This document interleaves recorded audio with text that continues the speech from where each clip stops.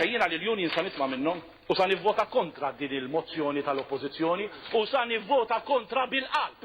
Buttaw risposta bejn Franco De Bono u l-argumenti favur Gonzi.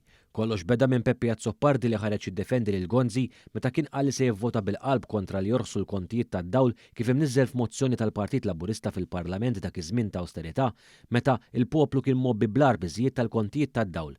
Skont Peppe Azzopardi li Franco De Bono fil-passat qal li Azzopardi kien tqabbad mill-Partit Nazzjonalista biex jirranġaħ ma' Gonzi fl-eqqel tal-kriżi politika bejn l-2008 u l-2013, Gonzi ma rridx ifisser dak li qal.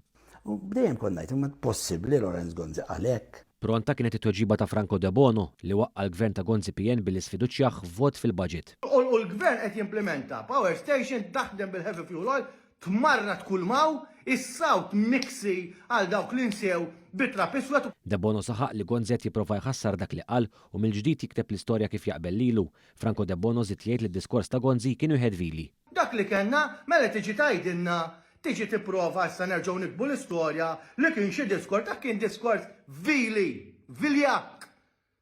Prodott ta' bniedem goff diskorsu. Fl-aħħar ġimgħat Lorenz Gonzi magħruf li għadu jiġbed l-ispak fid-Dar Ċentrali u tat tmexxija preżenti tal-Partit Nazzjonalista kompla jitkellem l-istess qed jagħmel Simon Busuttil li fl-aħħar kummenti tiegħu qal li l-Partit Laburista ma rebaħx il-fiduċja.